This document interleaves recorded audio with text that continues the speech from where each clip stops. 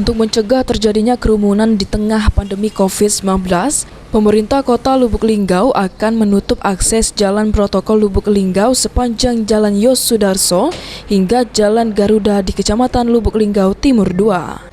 Penutupan jalan utama Kota Lubuk Linggau ini dilakukan untuk mencegah terjadinya kerumunan dan meminimalisir mobilitas maupun aktivitas warga di malam Tahun Baru.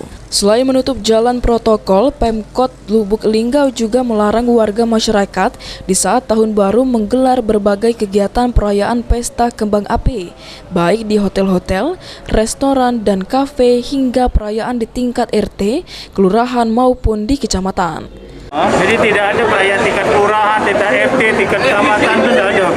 Ya, dan malam itu akan dibuka jalur Car Free Night. Ya, di Jalan Yos Sudarso yang sama ini untuk Car Free Day, itu Car Free Night. Jadi kendaraan roda 4, roda 2 tidak boleh masuk dalam wilayah.